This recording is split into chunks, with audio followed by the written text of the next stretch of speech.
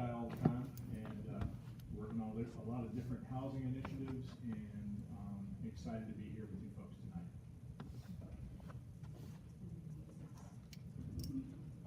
I have a lot of voice. Can you hear me? Oh, there. Thank you, Giselle. My name is Jacqueline Wilberg. I'm the executive director with the Canton Housing Authority. I've been with the Housing Authority for about 7 years, and been in public housing, Section 8, and affordable housing since 2005. And we're just really excited to share with you what's going on, and some changes we're going to be making. I'm Bill Peppers, I'm the city manager for the city of Canton. I have been here almost 8 years and enjoy working with the mayor and council and our staff to get projects done around the city. If you ever had any particular issues, you can always reach out to the city manager's office and we'll try to help you out, get you as much information as we can. I'm going to take a lot of notes this evening because that's how I operate. So if I come up to you afterwards and ask you a question, it's because I want something clarified or want good contact information. But I'm excited to be here and thank you for having me. I'm Steve Merrifield, I'm City Council. I see a lot of familiar faces here that come down here on services with y'all. May 7th, we got a kickball game.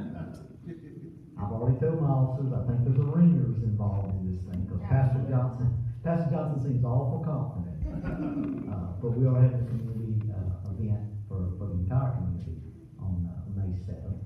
But a few weeks ago, me and Pastor Johnson were having lunch. We have lunch, we try and have lunch every few months. And he was asking me some questions that I know some of y'all have, and he had heard from y'all about what was going down here. And I said, Pastor, I gotta be honest with you. I go to council meetings, but I don't know I listen all the time. I listen when it has to do with police, I perk up.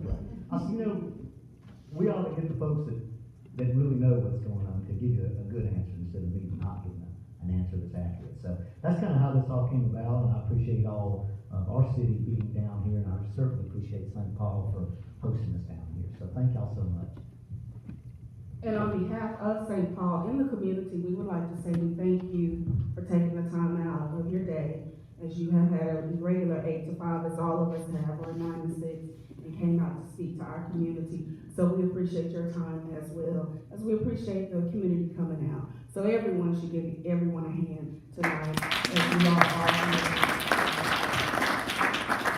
We are now going to allow I guess just to go into detail of what is going to happen or what are in the plans to happen with the housing. And I guess that would start with the mayor and then we will go from there.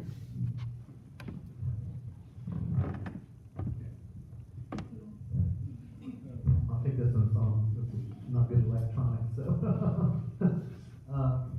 Well, I'll give a kind of a high-level overview, and then I'll turn it over to the people who have the details, because I don't always have the details or have them correct.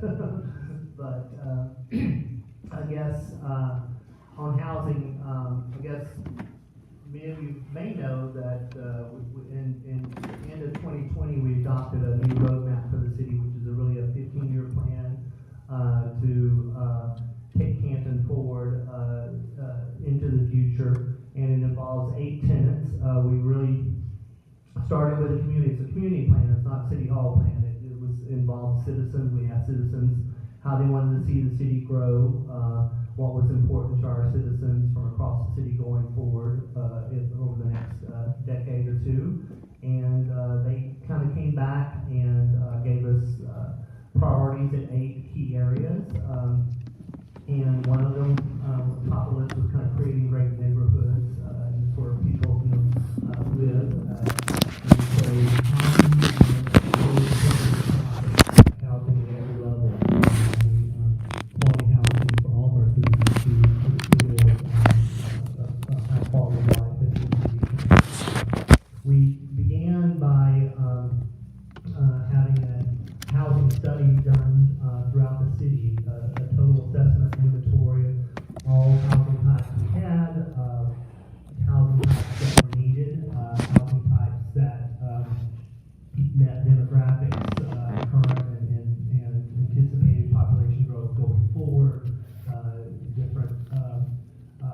areas of the city, where the housing was located, and we looked at that, so we wanted to have the right data to make decisions going forward. So we looked at that, we worked with our partners at the Canton Housing Authority.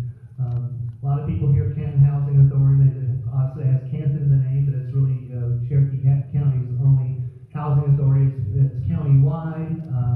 The only involvement the city has is that the mayor appoints the board members of the Canton Housing Authority. And a few years back, we appointed new board members, and the board members have really done a great job the last few years working with the Canton Housing Authority to really try to bring some great oversight to the housing authority, be more strategic in our public housing sector. So many of you know that, or may not know that we haven't had any new affordable housing or public housing built in the city of Canton since 1982. Is that correct? 83, so I was off by a year, but it's been a long time. So it certainly was one of our priorities to kind of look and see how we could partner with the housing authority. Again, even though we have no formal involvement in that, and see how we could assist to meet the needs in the community. But again, we're looking at the city level at housing needs at every level, from public housing sector to estate housing. One of the examples we use is we take the Northside Hospital, for example, so we want people working at Northside, whether they're nurses or people working janitorial to the doctors and surgeons. We want all those people living and paying taxes in the city of Canton. We want to keep people in the community. So we're looking at housing across all sectors. So we're looking at that in all areas of the city to try to improve housing and create great neighborhoods where people live, work, and play in the city. So part of that is the housing authority, and I will actually turn it over to maybe Jackie to kind of tell you what is in the works, in particular with the housing authority, because that is really their jurisdiction, and she can kind of tell you the projects that are coming up with their properties, and then we can kind of come back to the city and tell you some of the ideas, concepts we're thinking to really help the neighborhood, in particular the neighborhood we're in now, and again, we always want your feedback and how we can improve communities throughout the city, especially the one we're in now. So, Jackie? Okay, so a brief history. I started back in 2017 with the Housing Authority, and in 2018, the beginning of 2018, we got our new board, and we really started thinking about how could we refresh our buildings. Our buildings at Ship and Jefferson were built in the 60s. They're extremely outdated. We're not making great use of our property, our land, and our buildings over at Oakside, there's 75 units over there. Those were built in the 80s. Those were the last buildings built, and they have not been updated either. And what we've seen is either they maybe weren't able to upgrade units and have enough funds to upgrade units, so they really were not maintained to the point where their plumbing is good, electrical, the underground plumbing is horrible, and that can take millions of dollars just to replace. So one of the things that we took advantage of is we began in 2018 every single year applying for tax credits. The tax credit program allows you to basically partner with a developer. They help you to rebuild your buildings, and this is a very basic explanation, and then eventually they get out of the deal. And the housing authority maintains their property. One of the things we didn't want to do is give it over to a developer who can just change it into not affordable housing. So with the tax credit program, it will remain affordable housing. Our residents will remain in brand new units. So when we build the new units, all of our residents will be moved into the new units. So it's not going to displace any of our residents. And then for Oakside, so we started with 9% back in 2018, and we were finally awarded. Every year we did a new application. It's very competitive. It's the whole state of Georgia. We were finally awarded at the end of last year, thanks to a lot of help from the city. The city has really shown us a lot of support that we kind of didn't have a relationship in the past, and we realized that we all have the same objective. You know, we really want to beautify our properties, we really want to get our residents some units that don't have some old plumbing and some old floors, and they look like a jail inside, I'm sorry, but that's what people come in and say, they're cinder block walls, and we really want to update things. We're partnering with the Housing Authority of Northwest Georgia. Ms. Hudson over there is known in Georgia for just beautifying her properties, they're amazing. She has built beautiful single-family homes, she's gotten people, you know, we're not just working with people that are this level, but maybe right in the middle. You don't want people who are working and they're not qualified for low-income housing, but you can't live in the area when you're making a certain amount. So you want to kind of help people in all levels of income. And so what our goal is to do is to create other options. Right now with our public housing, we can only help these people. And when we take the tax credit program, the housing authority will get a developer fee out of that, and we'll be able to maintain those properties, maybe build more housing, but we're keeping everything right now on our properties that we have now. So for now, the plan is to start construction on Ship Street. Ship Street is eventually gonna turn into we're naming it Tanner Place after Pat Tanner. And we're actually moving all 70 residents between Jefferson and Ship will live on Ship Street. And then by May of this year, we're applying for Oakside. Oakside right now has 75 units there currently. We're gonna split it right up in half, right up the middle. We're gonna rebuild 75 on one side, and then do possibly another building on the other side, perhaps senior housing. One of the things we've seen is that we have a lot of seniors that are looking for housing. We have a wait list of several hundred seniors looking for housing right now, and that is our greatest need. On our current wait list, I want to say between 1 and 2 bedrooms, we have 300 people, and that's low. That's only low because we had to close our wait list and work on that wait list. And so our issue is we see a lot of people coming in, living out of their cars, living in hotels, renting a room, and we just want people to have a great place to live, you know. And these are available to us in a great area right now. With the city's help, the county is helping us out as well with some of the ARPA funds that came out of COVID. We're getting some funds from them as well. And not only, you know, are they helping us financially with loans and such that show that they're supporting us, but Mr. Patton and the city have also started putting together different things that we need for our application and spending a lot of time on that. It's all based on points. So if you can achieve that you get your application passed, it's huge. So each project's, you know, $25 million. So they're huge projects.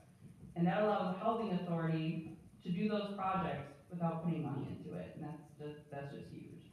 And the other thing is it allows us to maintain affordable housing. Again, we're not gonna allow a developer to come in and take over. It's gonna be maintained for what it was meant for when the housing authority came about in the 60s.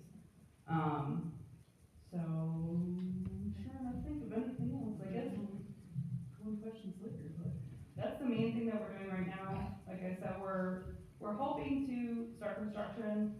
We should start construction the end of this year. We're working with HUD right now on some technicalities just to finish up, and then really the whole project will take 2 to 3 years. Our residents will not be displaced. They cannot be displaced any longer than 12 months, and all residents will have their moving costs and everything taken care of for them.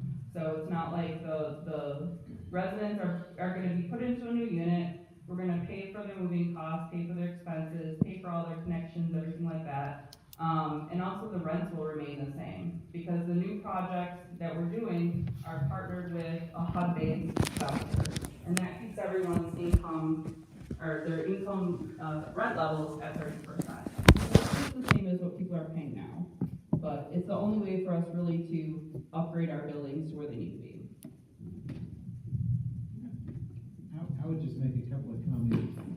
From my perspective, you know, City of Canton in 2000 had a little over 7,000 residents, and today we have over 35,000 residents. And the mayor mentioned that there haven't been any new housing units built since 1983. Authority in Canton is the only housing authority, the only group in all of Cherokee County that deals with public housing. And over the last few years, there's been a dramatic sense of pressure on both the housing authority and honestly on the city to be able to try to solve countywide issues, because we don't necessarily, not here, I'll say it, we don't necessarily have the leadership at the county level sometimes to take those issues beyond our city limits. And so when the housing authority first approached the city about applying for the tax credits for Ship Street, the immediate thought that I had was there needs to be a continuum of care for people. We have to be able to offer housing solutions for individuals who have had a change of life and have experienced homelessness. We have to have a housing solution for that individual that, you know, is struggling to be able to find affordable housing on a temporary basis. We also have to have a housing solution that allows someone who has utilized those services to get back up on their feet to move into permanent home ownership, because we understand that the best way for an individual, for a family, for a generation to build wealth is property ownership. It's always been that way. And so a lot of the discussions that we've had with the Housing Authority have been about how we as a community can help lead that continuum of care for individuals. And so one of the things that the city approached this process with was the fact that we knew that the Housing Authority would be able to rebuild 75 new units on Ship Street by better planning that area and building a better product. Right now you've got individual buildings, there's some vacant lots in between. It's just not well designed. It was, 60 years ago, but it's not well designed for today. In this particular community, we struggle with many things. We struggle with the fact that we have a small park that underserves the community that it's in. And it's not on the best property, so to speak. There's some topography challenges there. We know we have issues in the community with things like parking. There were the right-of-ways in here when the neighborhood was first established were not established around a car, And then roads came in and cars came in and homes came in and cars came with the homes and more people are having cars at the homes, so we have those situations. And we're landlocked. There's not a lot of land around us that can be utilized for certain things. And so what the city decided to do is make sure that our friends at Canton Housing Authority had the best opportunity possible to get that financing from the state for Ship Street, because we felt like that was the best first move for Canton.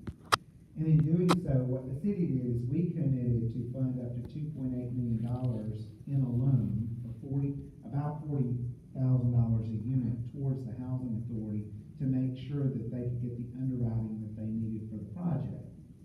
In exchange for that, as that project on Ship Street is completed, the Housing Authority will work through a process to have the land at Jefferson Circle appraised, and the city will use its $2.8 million to buy that property. My thought, and of course we haven't gone through the full process of this, my thought has been that the exterior of Jefferson Circle, the outside part of Jefferson Circle, is a great place to create some home ownership opportunities. And the inside will be a beautiful place to put a great park for this neighborhood. Something that's level, something that has the amenities that the community was looking for. Maybe there's an opportunity for a community center and things like that. And when we get to that point, that's a great opportunity for the whole community to participate in what happens as an opportunity to build up the community as a whole. We are looking citywide at opportunities to transition people into home ownership. Mr. Patton can probably talk a little bit more about that, but I wanted to be clear with everybody in the room, the intent that the city had when we entered into those initial discussions with the Housing Authority is really based on that idea of continuum of care and utilizing the land that the Housing Authority owns in the best manner possible to impact the communities that it's in. Also want to mention that we're talking about the Housing Authority properties now, but we're also talking about investing in the entire community. We have recently adopted adopted a tax allocation district. Beginning at 16 Hickory Highway, that interest coming into the city, it's been kind of underserved for many years, but it's quite often the first impression businesses have coming into the city, new visitors have coming into the city. But we included Stumptown, this community, in the tax allocation district for infrastructure improvement, streets, sidewalks, drainage issues. We know we have drainage issues in the community. So we want to look at improving the entire community, entire neighborhood. We also are really big on preserving our historic neighborhoods. Neighborhoods, not only our new neighborhoods and developments that have homeowners associations to take care of them and have covenants and make sure that those homes are maintained, but also our historic neighborhoods are really important to our city and our community. So, and that includes Stumptown, this community, and East Main Street, not just on the street, but like several blocks down, off East Main Street. So these communities are very important to our city, and we want to invest in them and make sure that we are improving them, throughout the community, and in all sectors of the community. So it is again, a multi-tier project and a program working with the roadmap and all the tenants in the roadmap. So there are a lot of initiatives that we're working on simultaneously. You have a question, ma'am? My name is Glenna James. She stated that We can bring it back. 75 seniors, I think, 75 seniors that already applied for housing. How did you all go about that? Because I never heard anything about people applying. We're working off of our existing wait list right now, so every few years, we open our wait list for public housing. They're not applying for the new housing yet. What we're doing is we're working off of our old wait list, and eventually that wait list will be transferred over to our tax credit, or it's called RAD, is the program wait list. Eventually, that will be reopened once we transfer all of our existing folks over. The wait list we're working off right now, I believe from 2018. When we open the wait list, we post it on our website and we put a notice in the Tribune. So whenever we do a wait list opening, we do a public notice. And I think before that, we've only really opened the wait list twice since I've been there. Usually there's several hundred people on it, so it takes us several years to go through the wait list. What we will do, and we're actually working with HUD tomorrow on our relocation plan, which includes that wait list. They will let us know, do we want to purge our current wait list? How do we legally move people over from our existing wait list that was for public housing over to the other housing? Now, it's going to be a few years until we open the wait list because, as we said, we're kind of playing musical chairs with our residents right now, our existing residents. As we build one building, we might need to have 5 vacant units, move people over, move people back when we get our occupancy permits, and then keep going. So it's going to be a while till we can get new people in there. I would say, when I say seniors, we have a lot of seniors on our 1-bedroom wait list. We have about 140 people on our wait list. I would say probably 100 of them are seniors. We have a lot of seniors on the wait list. And that's because our 1-bedrooms, we do not have a lot of turnaround in our 1-bedroom units.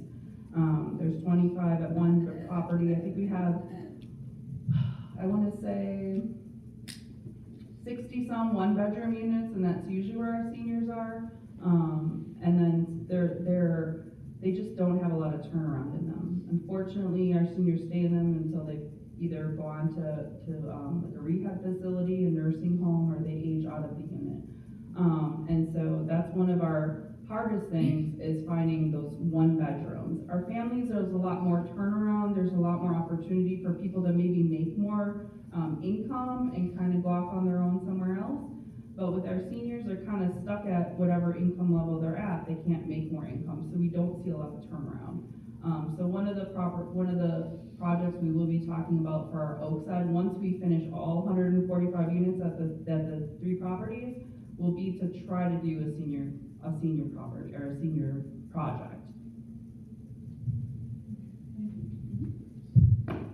Brother Griffin, quick question. With the onset of the work coming at the end of the year, what are the the projections for traffic along Crystal Street? And do you have any renderings? And who is the developer? And, where are the plans currently for the project? All of the construction is actually happening at Ship Street, so it's not happening on Jefferson. All the construction starting this year, all of our residents will be moved over to Ship Street. So all the new construction will be happening over there. The renderings right now are not final. They're gonna be placed with a packet that goes to HUD in the next 2 to 3 months probably. And by October, November, we're gonna be starting construction over at Ship Street only. And I was just gonna say, on the Jefferson Circle project, as part of the whole redevelopment of housing property, our goal as the city was to be able to have the land available to us to work on the project. And we haven't gone through any design processes, anything like that, because we can't take ownership of the land until the last tenant's off the property and it's been appraised and we meet the appraisal value of the purchase. So what I expect to have happen is over the next year or so, as the project progresses at Ship Street and we feel more confident in timelines and what have you on that, then we will start working with the housing authority to look at the dates on when that land transfer could take place, that purchase could take place, and then we will start working with the community on design plans and ideas for that particular site. And what's that projection timeline? It's really gonna be based on how long it takes Ship Street to get done.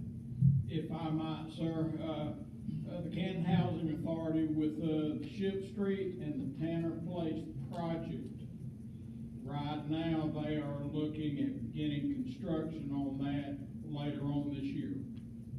Their estimate, and, that's exactly what it is, an estimate. When you get into construction, rain, weather, things of that nature, but they are looking at a completion date and maybe starting to move some folks in towards the end of 2024, in the fall of 2024, and finalizing everything into the early part of 2025 with people from Jefferson Circle moving into the units over at Ship Street.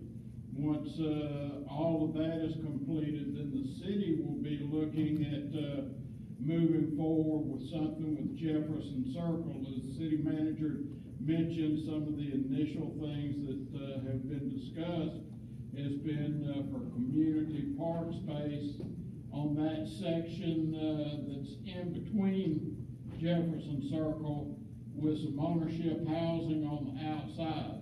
I've got some ideas that I've shared with the city manager on ways to do some housing on the outside, but, you know, the city's not gonna start anything until probably late 24, early 25, as it comes to the Jefferson Circle property.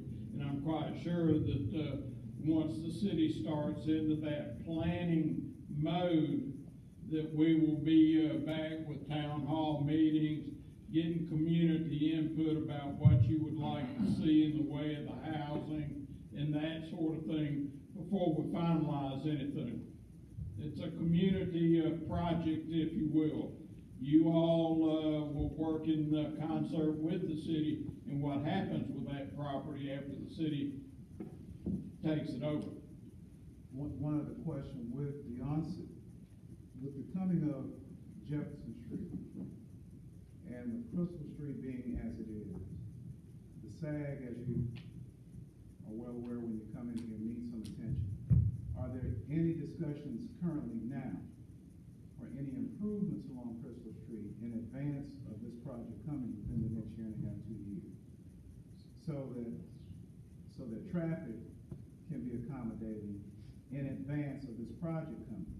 Are those discussions going on internally now? And, you know, what is the current status in terms of your projections there? Yes, sir. So, the mayor mentioned about the tax allocation district, and just to give a very simple overview of what that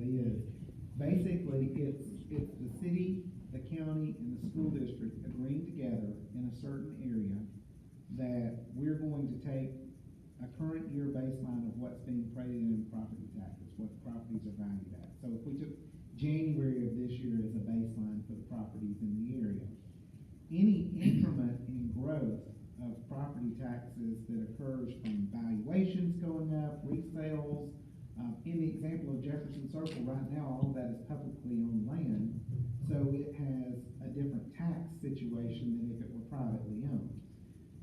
Those increases in taxes within that district can only be spent for projects within that district. So right now, if you pay your county tax bill, they can take your county taxes and they can spend it in Oak Grove, they can spend it in South Dakota, they can spend it anywhere in the county for services. But in a tax allocation district, the dollars that are collected in that district above and beyond what are currently being paid can only be used in that district. The value of that to neighborhoods like this is that it provides income for the city using city, county, and school district monies to put into infrastructure projects.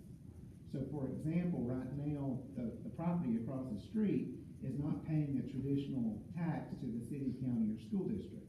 But if we build some single-family homes back there, and I'm throwing out a number, the houses are $250,000, I don't know what the number is, they will pay a traditional tax bill based on the valuation of $250,000. 100% of that stays in the district to help pay for projects. So the long story is that tax allocation district was the first tool that we really needed as a city to look at how we are spending certain funds in certain areas for improvements, and it allows us to do more within that downtown core based upon growth that's happening. So we have started looking at some things.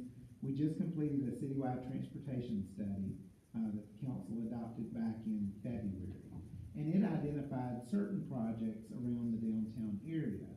In this particular area, one of the things has always been the fact that the right-of-ways are very narrow.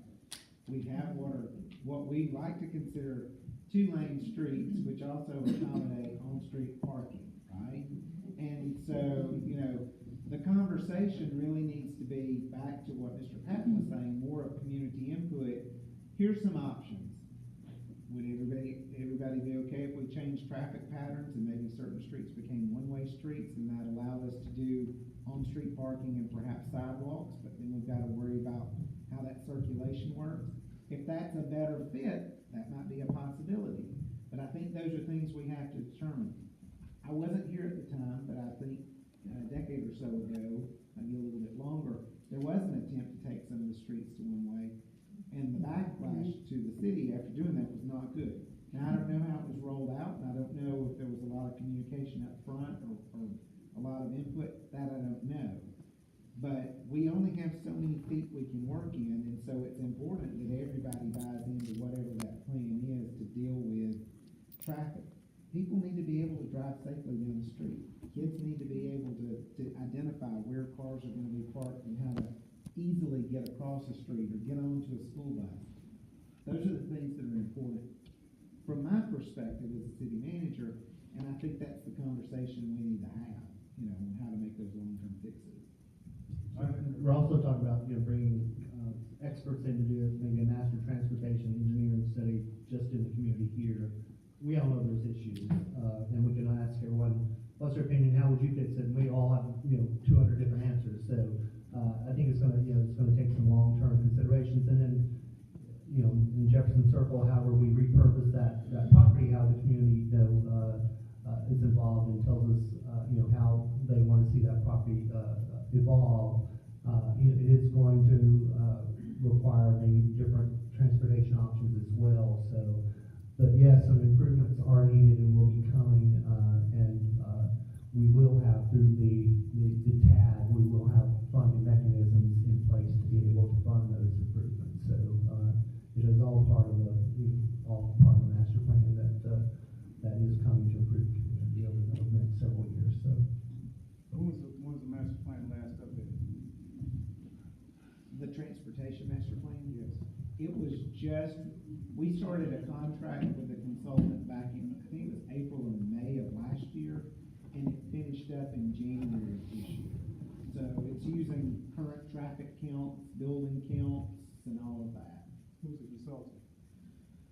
Modern Mobility was a primary consultant in this City of Canton Master Transportation Plan.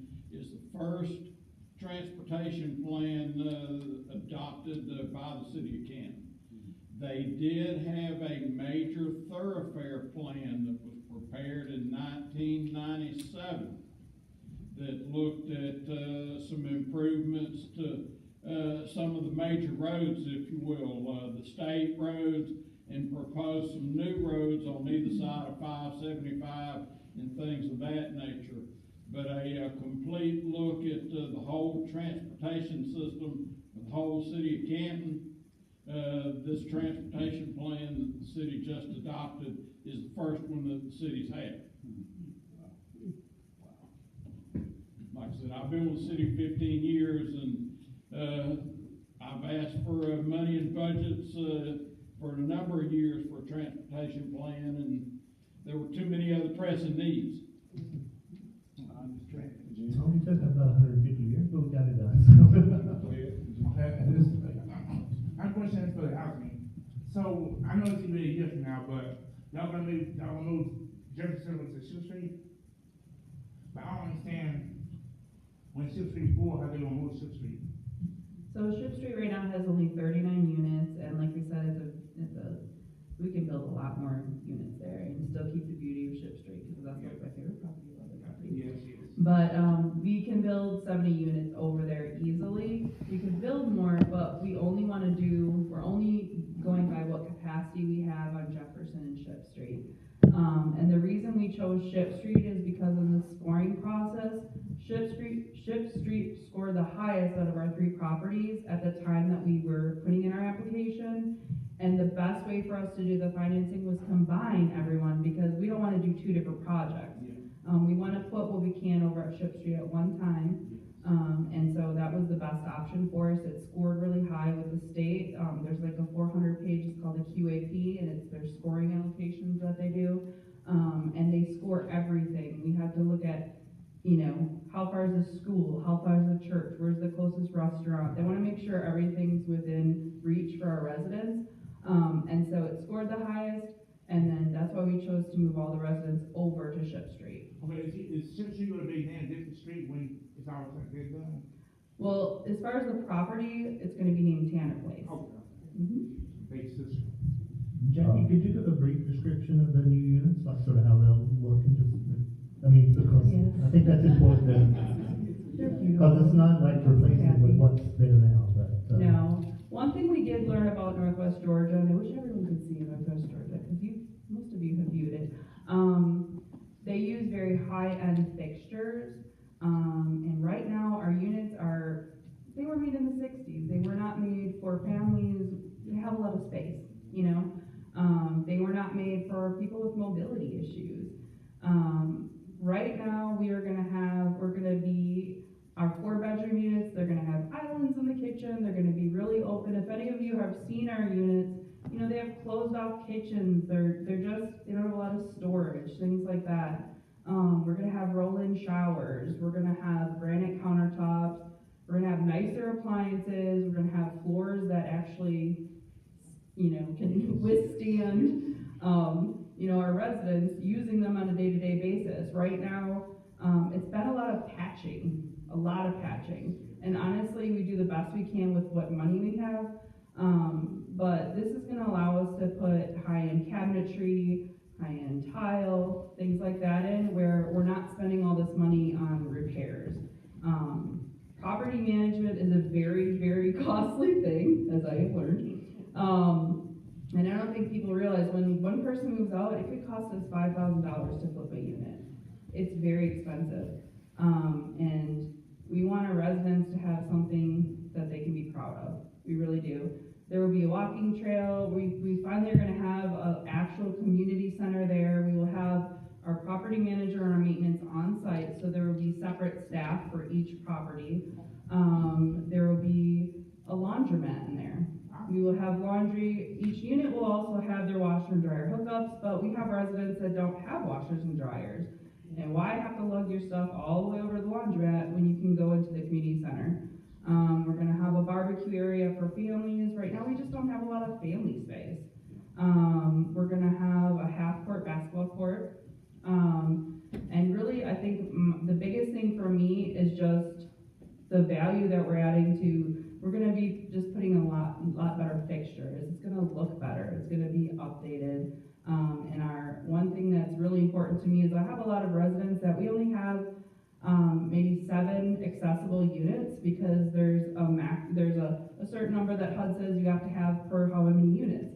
We have a lot of people who need accessible units, so we're putting in a lot of roll-in tubs. That's one thing, or roll-in showers, I'm sorry. That's one thing that a lot of our residents requested. So we're kind of able to take things that over the last 4 or 5 years when we sent out surveys, our residents requested, and we're able to give it to them because it doesn't cost us any different, and we know what they need.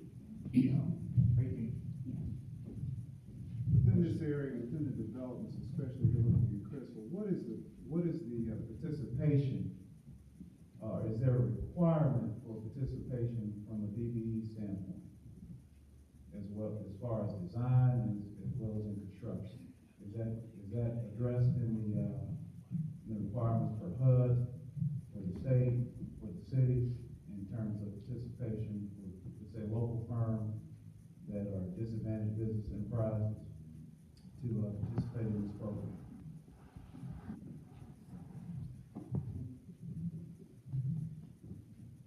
Jackie may be able to speak a little bit more on the HUD side, but on the city side, when we do projects, we put everything out to bid. There are certain times when an emergency comes up and we do use the state's law that allows us to contract out professional services directly. But most everything we do goes through the city's bid process, which is on the website. In fact, the state of Georgia changed its bid law requirements a couple of years ago, and any project that's over, I think now it's 50, they might have just changed it to $100,000 for the state, is required to be on the state website for procurement as well.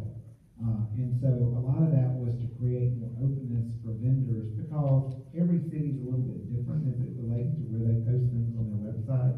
We have a simple page that just says bids, but the state has a procurement side as well.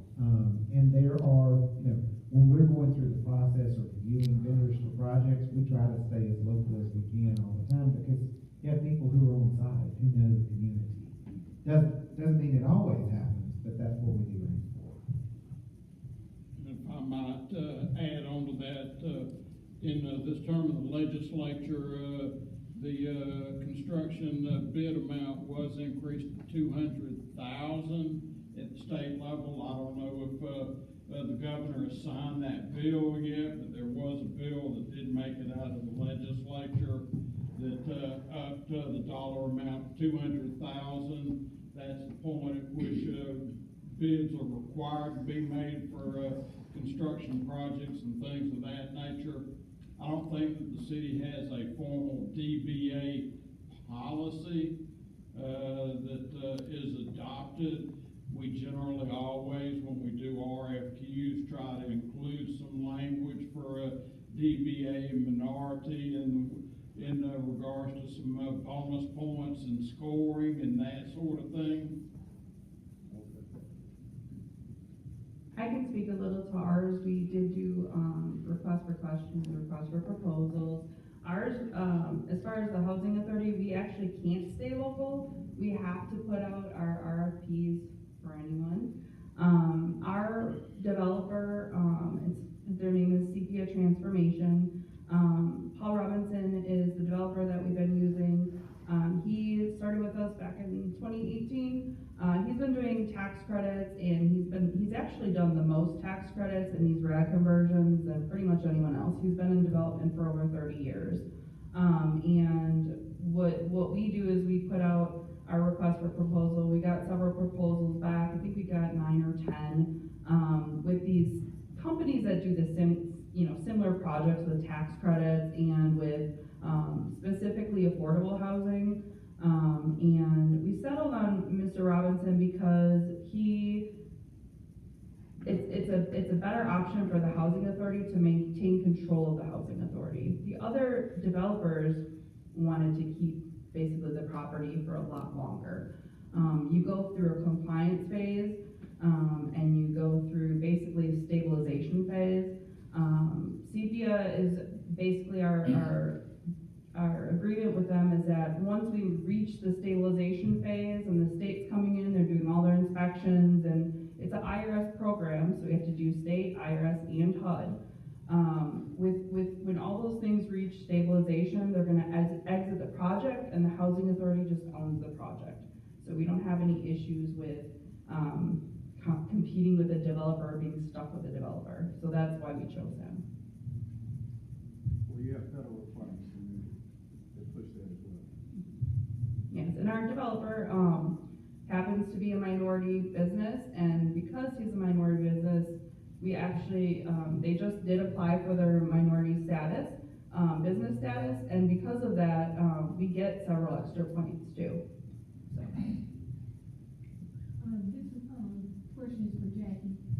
I'm being optimistic and I'm being truthful. Are you gonna have so many homes, for blacks, so many homes for whites, so many homes for Hispanics? Not just one group of people getting all the apartments?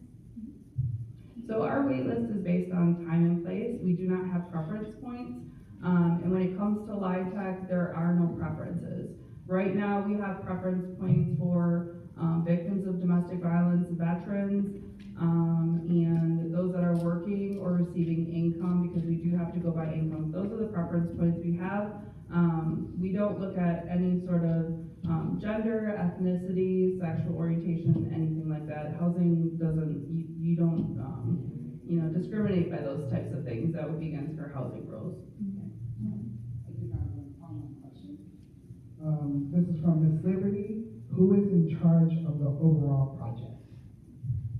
That would be me. So between myself and our developer, our developer is 55% ownership in the project. We actually have a general partnership that we formed.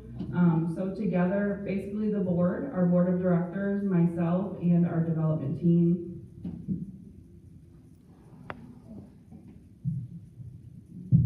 Justin, okay. I guess for me, I'm not quite sure who's going to answer. When we start talking about Ship Street, one of the things I know in the community is a lot of things can be lost in translation. And so the biggest thing is communication, consistent communication, on-site communication, to where those who will be impacted can come. How has that communication been handled up to now, and what is the type of communication that can be promised to those on Ship Street as well as in Jefferson Circle, so they understand exactly what this looks like? Because some of them will come back to the church and they're going to say they didn't say anything. No one said anything, because when they come home from work, they're not stopping at mailboxes to look at a sign. They're not looking at those street little signs. What gets them, how do we communicate? A lot of our communication has to be done in writing. We have had calls with our residents where we invite people to come. We have Zoom calls where we have groups of people on at the same time. A lot of notices go out to our residents. The biggest thing that we see is we have to send our notification because of the project we're in through certified mail.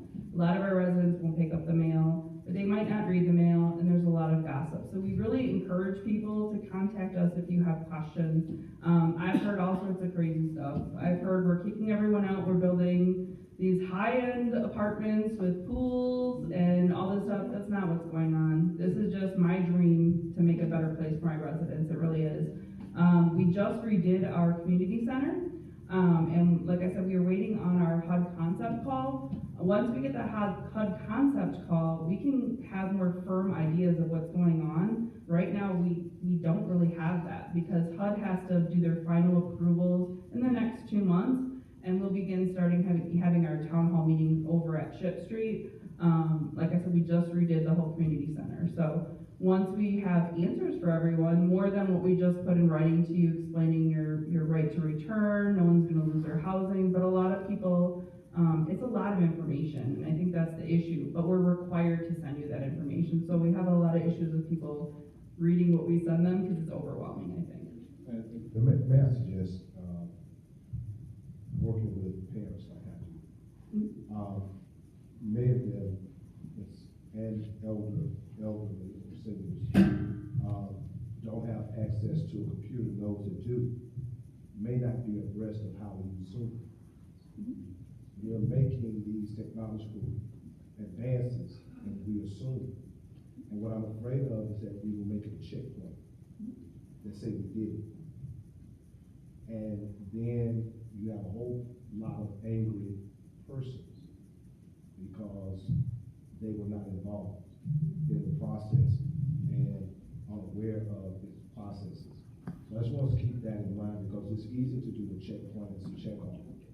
I have some parents, they don't look at email. 90% of people in here right now, be honest with you, including yourselves, don't look at email. The first thing we're going to check is our phone for a text message. You know, is there something to connect those persons in Ship Street onto a text service that then that they can be text to, because they'll look at that. That's a great point. You know, beyond just what's going on with housing, I constantly hear from people, I didn't know about that. And I know it's been in the newspaper, it's been online, it's gone out in the utility bill, it's been on Facebook, it's been on Instagram, it's been the communication's there, but everybody takes communications different ways. And so one of the things we launched back in February of this year, that I think is a great tool, is a text messaging platform from the city. So you can sign up. It communicates in 100 different languages. It will call you. It can do verbal communication. It doesn't have to be in writing. And you can opt in to certain conversations. So if you're really just interested in what's going on with events or the parks, you can sign up for those. We are happy to partner with the Housing Authority to create a sign-up section just for public housing projects. And we can actually geocode it. So based on where the resident lives, we can draw a circle on a map and it will send out that communication to all of those registered within that area. So for example, if we knew that we were having a specific water issue in a part of the city, where we had a water main break or whatever, and we need to contact people, it's a lot faster for me to have that message go out than for me to make alterations to the city's website, get Public Works to move a mobile flashing sign, start making phone calls. So we want to, as a city, provide opportunities for the public to sign up for as much as possible. We have that information on the city's website. Lauren Johnson is our communications manager for us, and she'd be happy to help you get set up with that. That's a great tool, and I think that will help a lot with that particular incident. The other input I have, I know you said it's down the line, that you have low-cost housing that will change in the tax, because you now have someone paying taxes, they're not paying taxes. How will that increase in the tax base? Because now that's value, home value. The home value there is going to affect the home values here. That means that what they've been used to paying will increase tremendously. And I don't want it lost on the residents here that yes, those new houses are going to look pretty. They're going to look nice. But when that tax bill shows up, it may end up with some people who cannot afford to pay that tax bill. And how is that going to impact them? So, as a community of leaders as I am here, I can't think just for right now. I have to be able to help prepare those persons in this community whose houses that may be impacted, because now they're, disability, elderly, they're on a fixed income. And so has the city looked at that? And what is the plan for that? Because now you will have, I'm just kind of put it out, you're gonna have another set of payment for it. That's gonna be saying and pricing us out of our homes. And when they're priced out of their home, they're going to be looking to see what you bring in to replace them that's needed. One of the things I'm really proud of in Canton is that we have the biggest senior tax exemption of any community in our region of the state.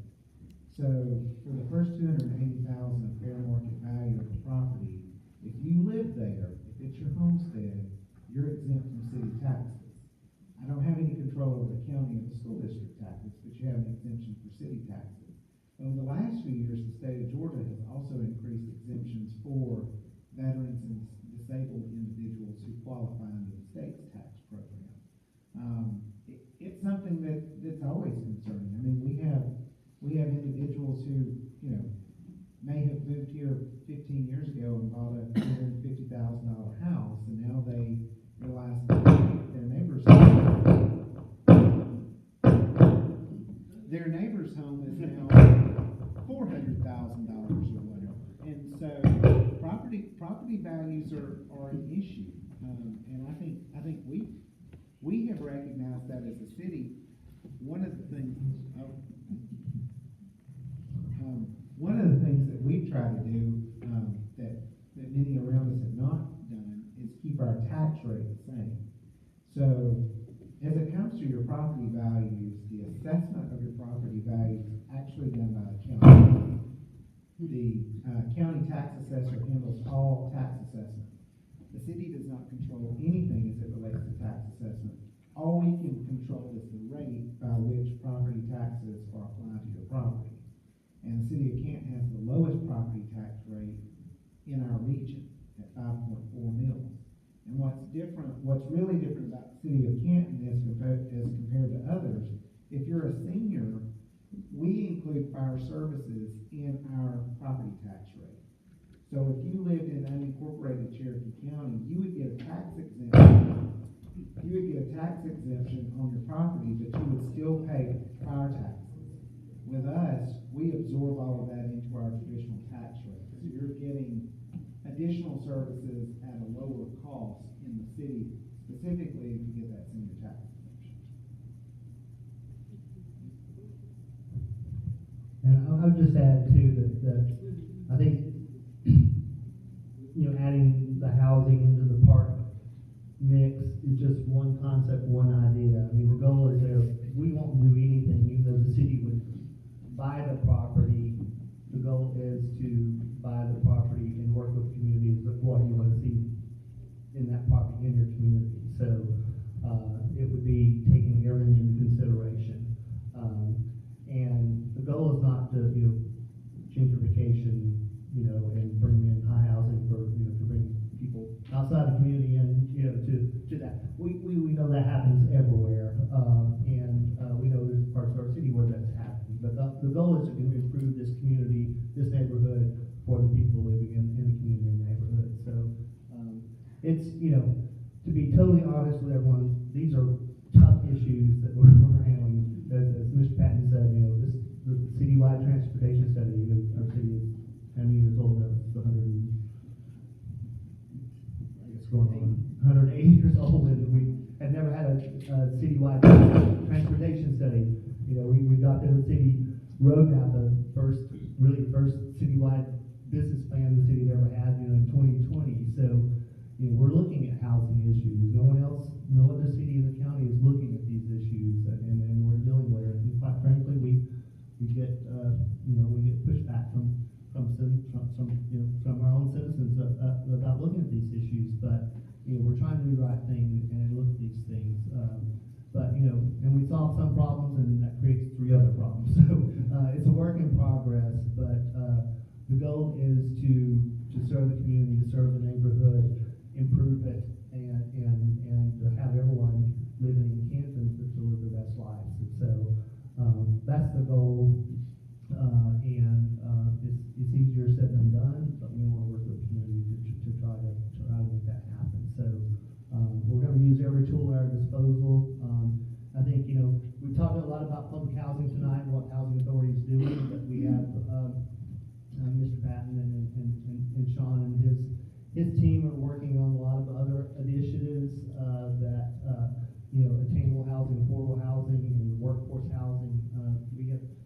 y'all heard, the list is long and the need is great, and it's only growing.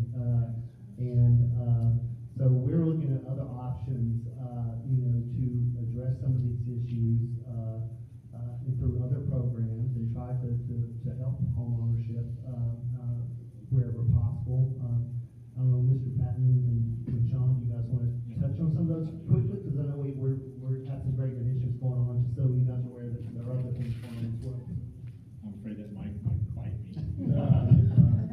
So yeah, I guess first off, as it relates to the Jefferson Circle location, every discussion that we've had so far has been around affordable housing at that location. So I don't anticipate we're going to have any $400,000 or $500,000 homes there.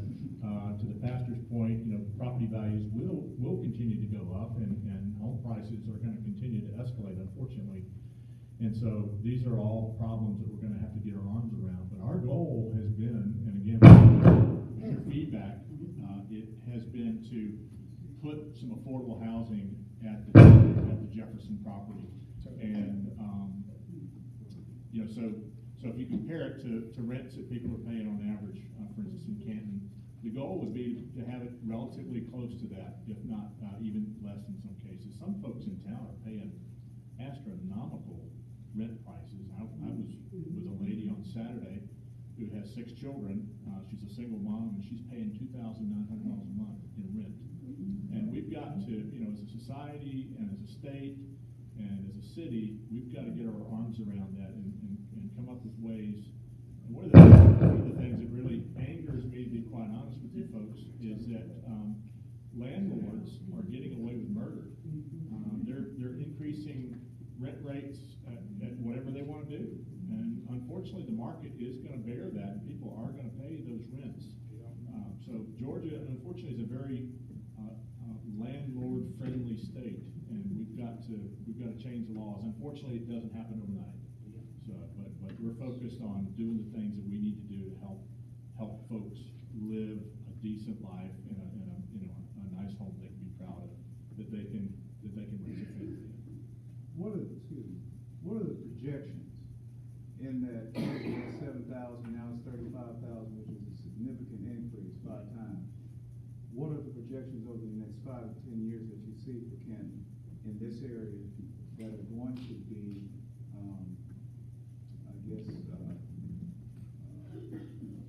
a signal in terms of projections for taxes, for growth, for all the impacts that are going to come here with the influx of people moving into the state, into Canton in itself?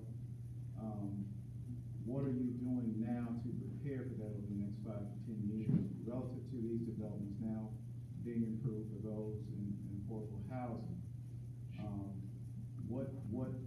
How does that play into the master plan, into projections for Canton in terms of what you see in the next 5, 10, 15 years? Sure. To be fair, over that 20-year period of growth, the city also annexed a lot of property into the city limits. So some of our biggest neighborhoods have come in that 20 years. River Green, Great Sky, Laurel Canyon, Town Mill. So the city limits grew significantly to accommodate those most dense neighborhoods. Prominence Point's another one. In at least the last 10 years, there have been very few annexations in the city. A couple on the periphery, maybe 10 acres here, 15 acres there, 20, 25 home development or 50 home development. It's just not coming at the same volume that it had come in the late 90s and early 2000s, so that's been helpful to us. I believe the housing study had us somewhere around 40 to 45,000 residents in the next 10 to 15 years. So if you're thinking about a growth chart, we went from here to here very quickly. Now we're just kind of inching along. So that growth rate is a lot more manageable than it had been. A number of those decisions are decisions that the council's made. There have been a lot of projects over the last 5, 6 years that have been denied annexations and rezonings because they weren't good fits for the city. 20 years ago, if you were a developer and you wanted to invest, the city probably let you in, regardless of what you were going to build, just because that was important at the much that way now. We have spent a lot of time and energy thinking about infrastructure and what it takes to be able to provide the services that we need as a city. So the city of Canton does water and sewer.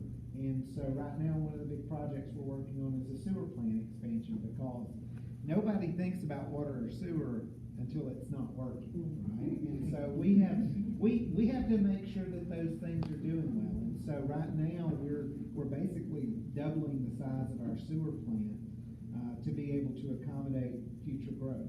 That's why we did the transportation study. You know, we have a lot of state highways that are here in Canton that we don't control, but we have a lot of streets that are in between that some of them are ours and some of them are the county's. The county also just did a transportation study, and it was great timing because we could plan things together and look at projects as a grouping. I think on the housing side, the housing study that we looked at basically looked around the city and said, okay, if you have properties that would be ripe for redevelopment, maybe an old shopping center, or maybe an area that's gone downhill, you know, as it relates to development. Might have been an industrial building, could have, like for example, Canton Village Shopping Center. Shopping centers aren't built like that anymore, they're built differently. So looking at places like that to think about how those areas can be reimagined to meet particular needs. But what we really learned out of the housing study is we have some really good housing stock. We just don't have the full range of housing stock. And so you have to be able to provide on both ends of the spectrum. We've got a little bit in the middle, but as a country, what's happening is people aren't being mobile with their lives. So you may have somebody who is now reaching retirement age, and they have a 3, 4, 5-bedroom home that was great when they had children that were there, but they don't have children anymore, and they don't want to keep up with a 3, 4, 5-bedroom home. But the way the housing market's working now, it's making it difficult to move out and get the value for the property and get into something that you want to be in. One of the things that we started working on that I'm really excited about is a down payment assistance program. Because the idea is, as I said earlier, that continuum of care and how we get people out of public housing when there's a need into home ownership when it's available. And as Jackie said, we have a lot of seniors that are in public housing. They're probably not going to go back into a home ownership solution. But if there's an opportunity for us to partner with other developers to take on that need for senior housing, whether it be in a multifamily development or the other program we're excited about is accessory dwelling units. You know, if you've got property associated with your home and there's an opportunity to build a small standalone cottage for the mother-in-law or for, you know, what have you, the aunt that needs to come live with you, there's some independence that they want as well. And so that down payment assistance program is really on the front end to try to get people in home ownership. The ADU program is really looking about how we can create generational housing on the same site if possible. You know, it was never uncommon, at least with my parents, it wasn't uncommon if a grandparent came to live with you when you were young, right? Or to have family that lived with you. We've kind of gone away from that as a society, but I think we're trying to get back to it because, you know, I can tell you with my kids, if I didn't have my in-laws, I probably wouldn't have any hair left in my head as it relates to making sure I get to all the ball games and they get to all their appointments and things like that. It takes a village. And when that village is all living in the same general area, it's a good thing. And one of the I asked that question specifically back to Pastor Johnson's observation. With the growth, so goes the taxes, because you have to accommodate the services, and that's going to have an impact on the community as a whole. So that's just something to think about in terms of the future, in terms of what those impacts are going to look like, especially those that live in this community as well. You know, well, I was going to say, in the housing needs assessment, and we just completed an update to that housing needs assessment a few months ago to factor in the 2020 U.S. Census data. Projections are the city as a whole over the next 5 years is going to need a little over 3,000 3,000 residential units to accommodate that growth and development. There are already a lot of entitled properties, approvals for residential products that have not come on board yet across the city as a whole. This particular community and neighborhood is one of the older neighborhoods in the city of Canton. Some of these lots were actually subdivided and plotted out in 1912. And then there were others that came on in the 1920s within this community. What will happen within this community is you will see possibly some folks trying to purchase properties and redevelop or upgrade homes, that sort of thing. You know, what we're looking at doing in Jefferson Circle is going to be what I call attainable housing instead of affordable housing. Affordable housing has a negative connotation to it. When you start talking to somebody about affordable housing, first thing I hear, you're talking about Section 8 vouchers. It's a world of difference in all. That's why I like to use the term attainable housing. This neighborhood, this community being one of the older neighborhoods in the city, and you're already seeing it with some of the properties in the neighborhood that were either vacant lots or someone has purchased and they've renovated the structures on those homes. As far as what property valuations occur, that is through the tax assessor's office. I can tell you personally from some things that I've been looking at in other areas of the city, I question some of their valuations. I can show you right now a piece of property that was sold 10 years ago for $35,000.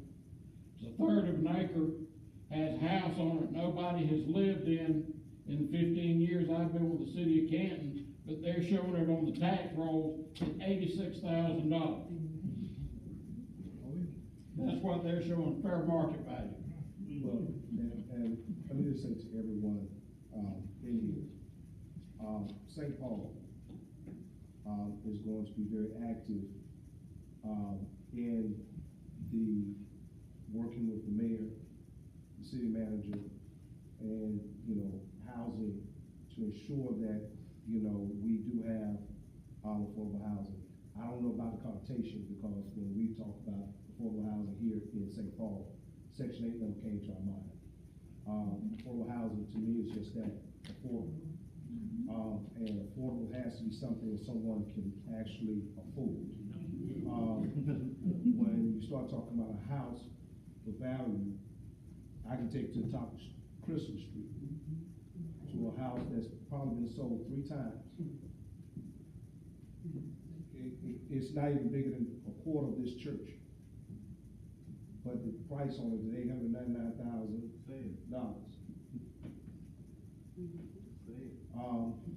You know, that to me is just ridiculous. And not just for this community, it's ridiculous, period. When we start looking at what we do. So I want you all to know that we are very amenable to any meetings that you all would like to have, to talk to work with the communities, to make sure that they get signed up on the text messaging so that they can get it and look at it, because I promise you, unless you work with some email, you're not going on to check an email. It's just not.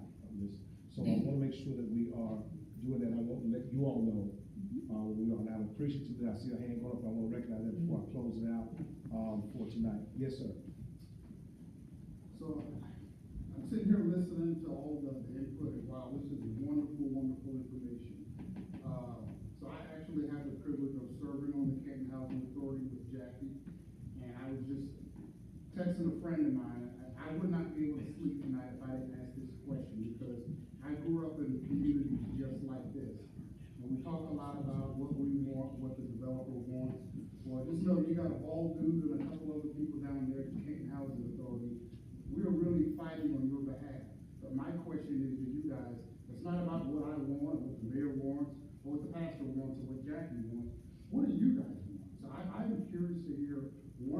ideas of what you guys are looking for in terms of that housing community. And I know you guys will get community input at a later date, but I just know, did anybody, one or two people have anything top of mind they wanted to share with the group?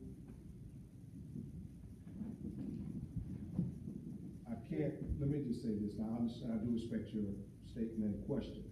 I think, for the group, the question, to be able to answer that, will be better served once they see what it's explained, or how it's going to work, because I think they came in here tonight for answers, for this to share with them. And I do totally agree with you that their input has to be about what they want to see. And I think that we will be able to get that, with some informational meetings beyond today, with that. Because we do have to work closely with Ship Street to make sure every resident understands exactly what's going to happen. Because I promise you, a lot of them don't. And, you know, that's going to be traumatic. And we want to make sure that they understand what does that look like for them. But I do agree with you, definitely, and I'm asking everyone in here, keep in mind, what do you want? What do you want to see for the community? You know, don't rush it today, but just know, what do you want to see? Because at some point in time, you thought about, as you stood outside, what kind of improvements you would like to see. And that may work now to be able to express that. Even if it's all put together and given in one written document. Because, you know, we can take that, and sometimes we can massage out the same ideas and put it down to one, so it's not repeated 18 different ways, and give it to them. So, because I think that's very valid insight and very valid input, okay? Also, you want to share something? Yes, sir, thank you, Pastor. I wanted to follow up on something the city manager talked about a little bit. Some of the things that I have been working on as I have moved over to Housing Initiatives Director. He had mentioned the accessory dwelling unit program. City Council, at their meeting on May 4th, I hope is going to adopt the fee program and fee schedule. What the city has done, we have 6 sets of plans that the city purchased. They're exclusive. We own them. They've already been through the review and approval process at the city. They're stamped approved. If someone wants to build an ADU, or if they want to utilize one of our attainable house plans, we've got a 1-story house plan and a 2-story attainable house plan. We'll let you have that plan for nothing. ADUs are a maximum $350 in fees associated with being able to move forward to build that ADU. The down payment assistance program, I expect to bring that to City Council in June for their final approval, if you will. We have already got 6 mortgage firms that are partnering with the city in regards to our down payment assistance program. But it is a forgivable loan in which somebody needs a little help getting over the line, so to speak, to be approved for a loan through some of our partners or any lending institution. The city, we have a housing trust fund established that we're going to use to help with this down payment assistance program. Regular people, if you will, up to $7,500. Protectors, educators, health care, City of Canton employees, and employees that have a disabled person in the home with them would be eligible up to $10,000. That could be down payment assistance, closing costs, or even just to be able to close out the loan and get into home ownership. I would mention too, there's a couple of other opportunities this week that we have beyond tonight. So tomorrow night, from 4 until 7, we have an open house at City Hall in the auditorium. And at that particular meeting, we will have tables set up around the room on the items that the mayor was talking about in our roadmap. There's a table on housing, there's stuff on recreation, there's things on infrastructure, sustainability, how to get involved. That'll be tomorrow night from 4 to 7. If you're better at daytime, we're gonna do it on Thursday from 10 to 1. So if you wanna stop by City Hall during either one of those times to learn more information, that's open to you. On top of that, as I mentioned earlier, Lauren Johnson's here. She handles that text message program and she can help you with that. We'll also make sure that we send, the pastor, Ms. Berg, more information as well, that they can share with you. Flyers, handouts, whatever we need to do, we'll make sure we give it to you.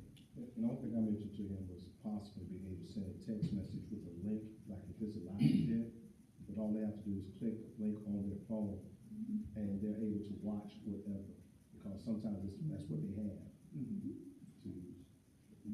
We're here because we want to be here, and we're happy to come. Anyone on this team, as often as you want us to come, and we can break up and meet with you guys wherever you want to meet.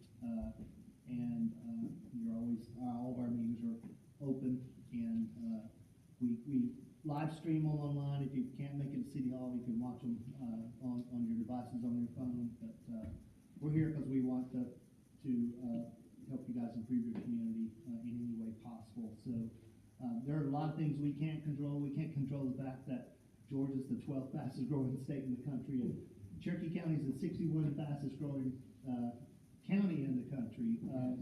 There are things we can't control, but we can control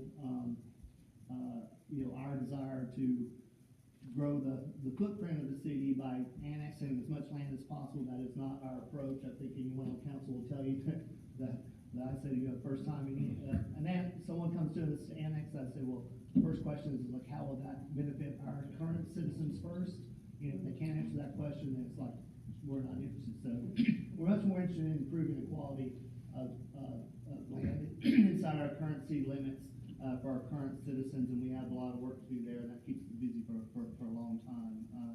We do, as the city manager mentioned, we have the lowest taxes in Cherokee County, some of the lowest in the state of Georgia, and we have the lowest millage rate in the history of the city in 180 years, and we've held that for the last 4 years. And so we are working to control the things that we can control. At the same time, doubling the size of our sewer plant, the largest municipal project in the city history, like it's $70 million and probably growing as I speak. But these are things we have to do, we can't maintain the quality of life we have for our citizens. So, but we say it's a work in progress, and we're here to make your lives better for you and your families. And we want to invest in the community, in the neighborhood, and do anything. But we're here to you. It's your community. It's your community plan. The roadmap belongs to you. It's not a city hall plan. It's something very different than most governments do. And it's your plan. It belongs to you. And we're here to make it better for you. So we're open to your ideas, and you guys probably have much better ideas than we do about how to make your community better. So please let us know any ideas you have, and we're happy to hear them. So.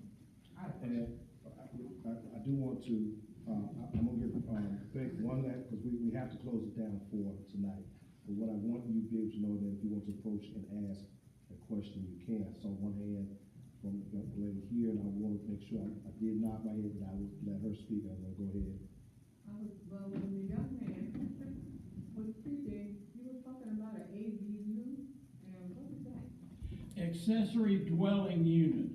It's a smaller, it could be a unit that maybe is in the basement of a home, or if somebody wanted to put an accessory unit in the attic of their home, or if they wanted to have a completely detached smaller unit on their property.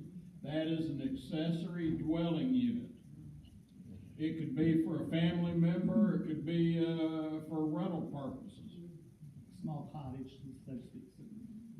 There's probably some big benefits, especially for those that are seniors. If you think about people on a fixed income, if you have equity in your home, you can, tap into that equity and build an ADU and use that money as income to do some of the things that you otherwise might not be able to do. might not be able to afford it. So there's a lot of interest in accessory dwelling units across the country for a variety of reasons, including family, rental, to people that aren't family, if that's what you choose to do, and then financial, some financial freedom that you may not otherwise have. So it's a really neat, innovative way to offer additional housing for folks. I mean, people don't need 3, 4, 5, 6,000 square foot houses anymore. The percentage of what you would call a traditional core family is about 20% now. So roughly 80% of the people aren't in that demographic that we used to call, the family unit back in the 60s and 70s. So we have to respond to that with the housing that fits it, and ADUs is one way to do that. I want to first personally thank our Mayor Grant for coming out, along with our wonderful city manager, and also to Councilman Tolson and the rest of those who come, and of course, now our other members on staff, Chief Miracle. We're just thankful for this for to come out and to help lead this town hall meeting. It is one of many that I believe that we should have and continue to have on a continuous basis, so that we are sharing and getting out into the community. And I am so thankful for Zion Baptist, as well as for Hickory Log and all the other churches who have sent members over as well. Those pastors are doing very well also in support of the community. And I want to let you all know that they, although I sit here, I'm not sitting here just in my own voice, but in their voice as well, as we support these communities that are so invested here in Canton. Please note that we will continue to support you all, continue to support the effort, and you all continue to let us know how we can be more supportive as well. And their doors are open, and I appreciate them opening the door to me and to us tonight to have this. Thank you all so much. If you'd like to come and speak and say hello, definitely do that. They'll be glad to answer any quick question on their way home. And you all have a definitely safe trip home. And do know if you have any questions, Toria is right here. If you have any questions that are not answered, my officers, please stand. My officers. Some of you may know our officers and ministers. We're going to wave on him. Thank you to be able to support you all, to help if you have any questions. All right? Thank you.